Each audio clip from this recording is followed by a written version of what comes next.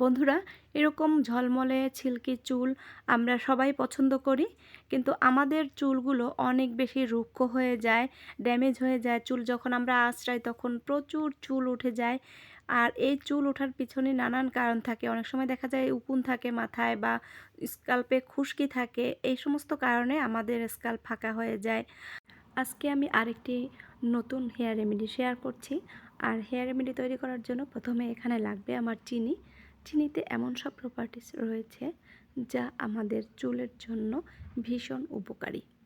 আমাদের চুলের গোড়া থেকে মজবুত করে, আমাদের চুলগুলোকে অনেক বেশি সিল্কি শাইনি করতে সাহায্য করে, আমাদের স্কাল্পে যে খুশকি থাকে সেই খুশকি দূর করতে সাহায্য করে, তার সাথে সাথে আমাদের চুলকে দ্রুত ঘন লম্বা করতেও সাহায্য করে, আর চুলের আর্দ্রতা ধরে রাখতেও সাহায্য করে চিনি।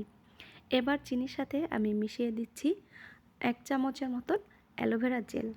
বন্ধুরা, এই অ্যালোভেরা জেল আমাদের চুলের জন্য কিন্তু অত্যন্ত উপকারী একটি উপাদান। অ্যালোভেরা জেলে এমন সব উপাদান রয়েছে যেগুলো আমাদের চুল দ্রুত লম্বা করতে সাহায্য করে, চুল সিল্কি করতে সাহায্য করে এবং আমাদের চুল পড়া বন্ধ করতেও সাহায্য করে। এবার চিনি আর অ্যালোভেরা জেল দিয়ে ভালোভাবে মিশিয়ে নিয়েছি। আর এবার দিয়ে দেব মধু। এটা হচ্ছে এখানকার খাঁটি মধু, আর এই মধুটা জমে গেছে। এখান থেকে আমি সামান্য পরিমাণ মধু নিয়ে নেব। বন্ধুরা, আপনারা অনেকেই জেনে থাকবেন যে এই মধুও কিন্তু আমাদের চুলের জন্য ভীষণ উপকারী। মধু আমাদের চুলকে যেমন সিল্কি শাইনি করে, তেমনি আমাদের স্কাল্প ক্লিন রাখতেও সাহায্য করে।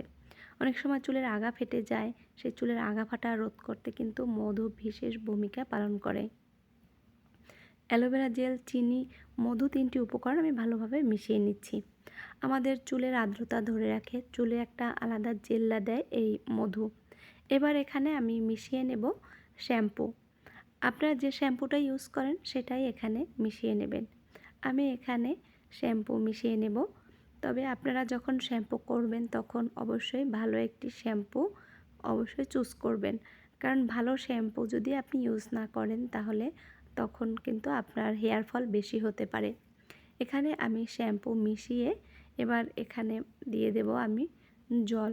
বন্ধুরা, যখনই আপনারা চুলে শ্যাম্পু করবেন, শ্যাম্পুর সাথে কয়েকটি উপকরণ এইভাবে মিশিয়ে সপ্তাহে 2 থেকে 3 দিন অ্যাপ্লাই করে দেখবেন, আপনাদের চুলের টেক্সচারটা চেঞ্জ হয়ে যাবে। অনেক সময় আমাদের চুলগুলো যে অনেক বেশি রুক্ষ হয়ে যায়, খড়খড় হয়ে যায়, বা আমাদের চুলগুলো যখন ঘেমে স্যাঁতসেঁতে হয়ে যায় অথবা খুশকি থাকে, তখন এরকম একটি রেমেডি আপনারা তৈরি করে আপনাদের চুলে অ্যাপ্লাই করে দিতে পারেন। তো দেখুন রেডি হয়ে গেল। আর এই রেমেডি আমার মেয়ের চুলে অ্যাপ্লাই করে দিচ্ছে। তারপরে ও যখন শ্যাম্পু করবে দেখবেন ওর চুলগুলা কতটা সুন্দর, উজ্জ্বল, সিল্কি হয়। এই দেখুন বন্ধুরা, ওর চুলগুলো কতটা সুন্দর সিল্কি হয়েছে।